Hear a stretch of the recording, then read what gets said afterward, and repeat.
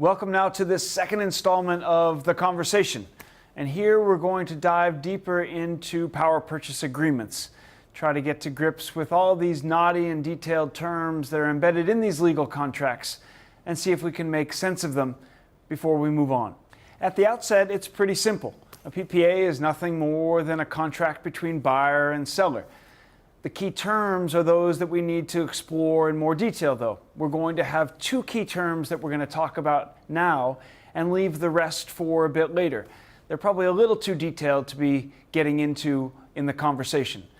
The first is about the headline price in terms of rupees per megawatt hour, and the second is how long the contract lasts, typically in a number of years. And so we're going to turn to these two issues first because they govern the economics of the transaction.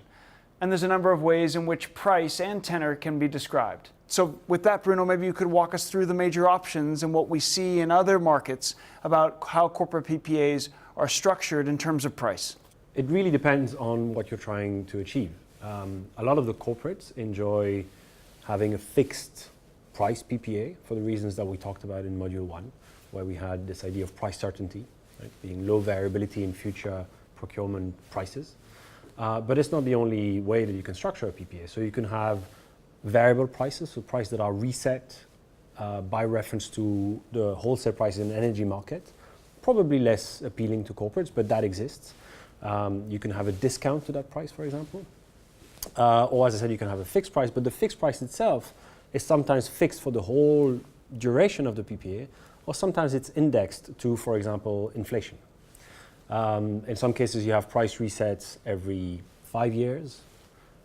In some cases, it's really fixed for the whole tenor of the PPA. And this really starts to interact with this issue of duration, because the longer you go out, the more pressure that builds in the contract for everyone to deliver on what they've said. So there's a natural inclination for these to become shorter. Certainly, it's in the buyer's interest to be able to reopen that contract as often as they wish, but that creates some tension on the sell side. Absolutely. So there really is, as you said, there is a tension between various considerations and really the considerations of various parties. So there's buyer, there's seller, but as we'll talk about later, there's also potentially a lender who is looking at this PPA as the source of revenue for the project and therefore the revenue to repay the debt. But we'll delve into that a bit later.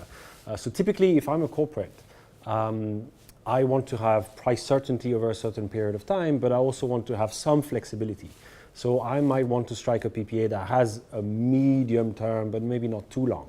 So I might think of 5 years, 10 years, definitely not more than 15 years. However, if I'm a developer and I have this asset that I've developed, which is going to last for about 25 years, ideally, I'd like to have certainty of my revenues for the whole 25 years.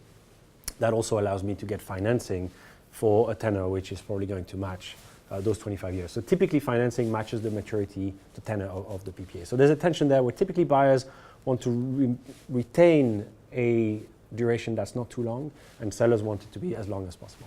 But it's really no difference than saying buying a used car. You've got something to sell, you want to maximize its price. I'm trying to buy it, I want to minimize its price.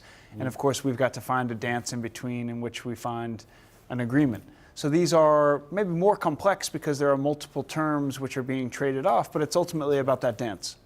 That's right. So obviously, it is about that dance. It's how much am I paying and for how long am I paying it? There are other considerations as well that will be detailed on the platform, which impact also price and tenor. So one of them is obviously quantity, volume. How much of the plant, how much of the asset, how much of the asset output am I purchasing? Or am I trying to sell to this particular person, to this particular corporate?